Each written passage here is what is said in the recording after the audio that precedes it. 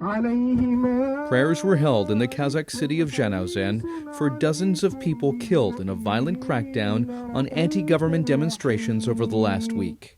On January 8th, it was the only place in Kazakhstan still holding protests. They first began here 6 days earlier over the doubling of fuel prices and quickly spread across the country, morphing into calls for political reform. A handful of hardcore demonstrators challenged a protest leader who decided to call it quits.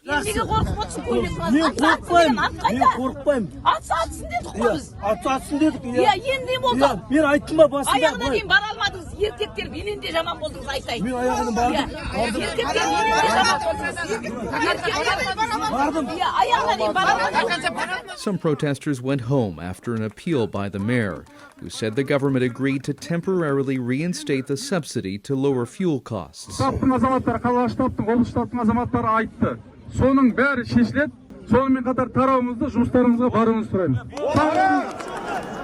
Unprecedented anti-government demonstrations in Almaty and other cities across Kazakhstan erupted on January 2nd. Amateur video continues to emerge, showing how armed security forces put down the unrest by firing live rounds at protesters. State television reported on January 8th that more than 4,400 people had been arrested and at least 40 were killed, including police officers. But it's feared that number could be much higher after President Kassym-Jomart Tokayev issued a shoot-to-kill order. Russia's defense ministry released footage of its troops arriving in Kazakhstan on January 8th to help stabilize the country. They are part of a collective security treaty organization force that includes military personnel from 4 other former Soviet republics. In a call with Russian President Vladimir Putin, Tokayev again described the protesters as terrorists trained abroad. But some Kazakhs aren't buying the government line. Случилось такое количество боевиков через границу, и никто не знал. С комитета национальной безопасности спросить надо по полной мерке. Хоть я сам ветеран комитета, но мне за них стыдно. Вот мое мнение.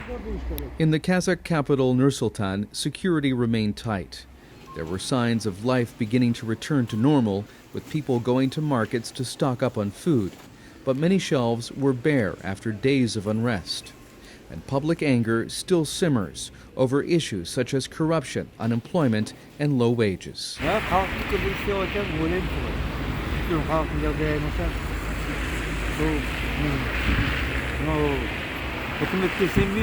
Some Kazakhs, however, say order needed to be restored and back the government. Кешегі президенттің үндеуін естідіңіз бе? Қалай қабылдадыңыз?